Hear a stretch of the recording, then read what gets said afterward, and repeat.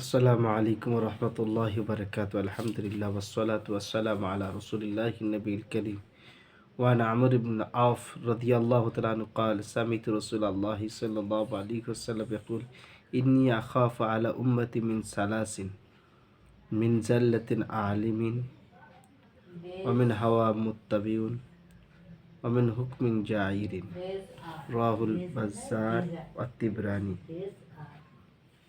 في طريق كثير ابن موسى فانكر عليه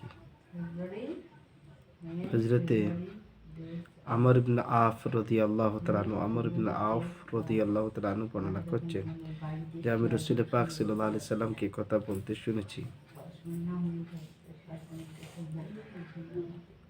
আমার উম্মতের উপরে তিনটে জিনিসের প্রতি ভয় হয়। একটা হচ্ছে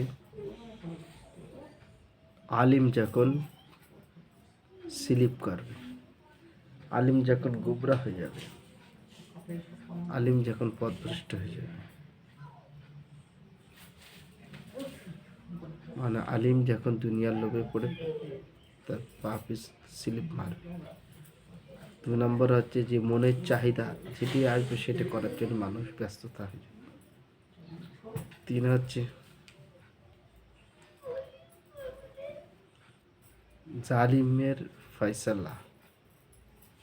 আমরা সকলেই জানি যে বাবরি মসজিদের কাগজপত্রে মুসলমানদের হিস্সায় ভাগে আসে, প্রমাণ সহকারে দলিল সহকারে মুসলমানদের দিকে রায় হয়, কিন্তু জালিম বাদশার দাপটে রায়টা তাদের দিকে করে নেয়। আর নফসের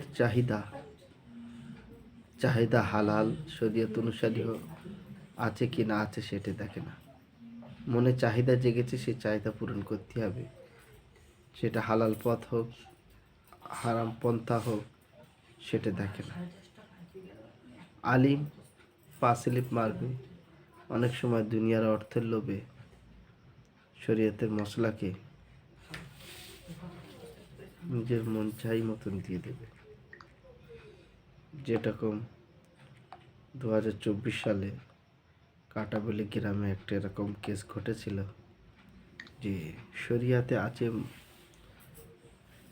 মানুষ একঘর হয়ে গেলে তাতে নামাজ কোরআনের মধ্যে আছে সে মসজিদে এসে নামাজ পড়তে পারবে। মানুষ যত বড়ই গুনাহগার হোক তার জন্য তওবা আছে, কিন্তু ফুরফুরার কিছু আলেম বলে দাবি করে, কিন্তু পয়সা নিয়ে তারা মশলা ঘুরিয়ে দেয়। কোরআনের আদেশকেও তারা অস্বীকার করে, হাদিসের কেউ অস্বীকার করে, বলে ওই ব্যক্তির জন্য কোনো তওবা নেই, ওর জন্য মৃত্যুদণ্ড। তো এই সমস্ত আলেমগণের কথা বলা হয়েছে যারা দুনিয়ার লোভে শরিয়াতকে বদলে দেয়। তা আল্লাহ তাআলা আমাদেরকে সকলকে ঈমান আমল হেফাজত করুন, বলেন আমিন। আচ্ছা।